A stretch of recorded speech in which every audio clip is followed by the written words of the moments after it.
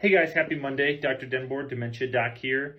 I am doing a video on loneliness and social isolation for caregivers, for dementia caregivers, how to work with your clients that may have dementia or may be at risk for dementia. So a lot of this information is taken from the National Institute of Aging.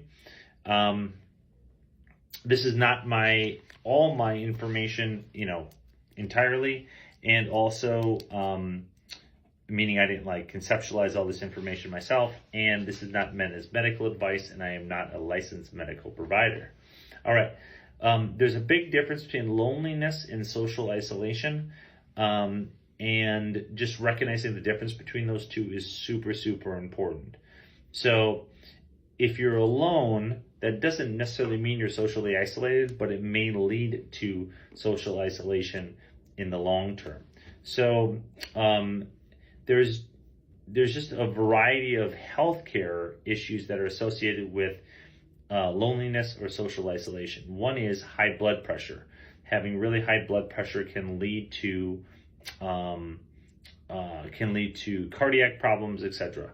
Heart disease, obesity, depression, cognitive decline, including dementia and Alzheimer's disease, and death. People are lonely or socially isolated tend to get too little exercise. They tend to drink too much alcohol. They tend to smoke. They have sleep disturbances, etc. And it can lead to chronic inflammation, damage of tissue, etc. Also, it can leave people more vulnerable to infectious diseases. Social isolation and loneliness may also be bad for brain health. These have been linked to poor cognitive function and higher risk for dementia, including Alzheimer's disease. Also, there's too little social activity, and being alone can also make it difficult to perform everyday tasks such as driving, paying bills, taking medicine, and cooking. So how do you know at risk? How do you know if the person that you're caring for is at risk for social isolation and loneliness? There can be certain factors that increase that risk, including loss of mobility, vision or hearing problems, emotional challenges or cognitive challenges, feeling a lack of purpose, financial struggles, living alone, lack of transportation, major life changes, such as the death of a family member or retirement. There can be separation from family or friends. Most older people are not living near their families anymore, and this could lead to problems in this area. Living in a rural or unsafe or hard to reach neighborhood. And there also can be significant language barriers. Also, hearing loss is a huge issue. So I can't emphasize that enough. Hearing loss is a huge issue in this respect. So how can you talk to your doctor about loneliness and social isolation? So talking with your doctor, maybe seeing a therapist, talking with your caregiver. If you're a caregiver, talking with your the person that you're caregiving for about social isolation is super, super important.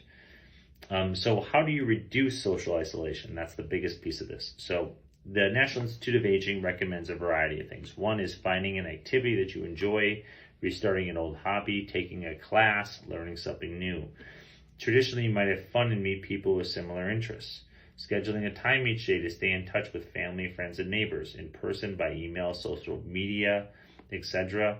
They recommend consider adopting a pet.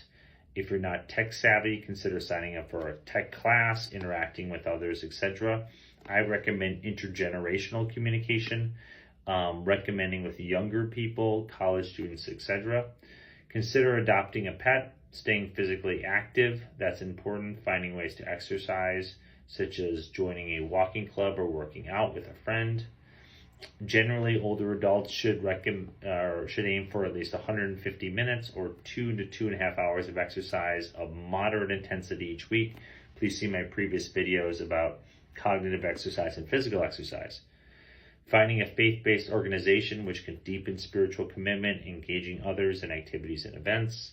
Checking out resources and programs at your local social service agencies, communities and senior centers, and public libraries. And then generally joining a cause that's important to you.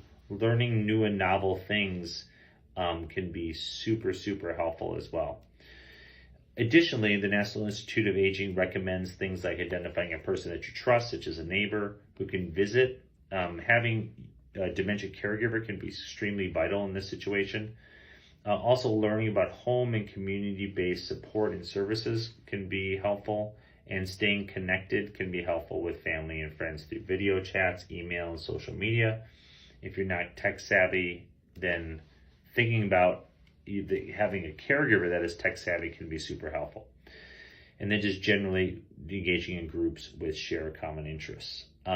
There's a variety of information and resources for people with loneliness and social isolation. One is there's a referral center through the NIA Alzheimer's and Related Dementias Education Referral Center. That number is 1-800-438-4380. There's the AmeriCorps Senior, that's 800-942-2677. There is the AARP, American Association of Retired Persons. That number is 888-687-2277. There is the Office of the Surgeon General. That is 877-696-6775. And there is the Family Caregiver Alliance. That is 800-445-8106. Meals on Wheels is 888-998-6325. And there is U.S. Aging, which is 202-872-0888.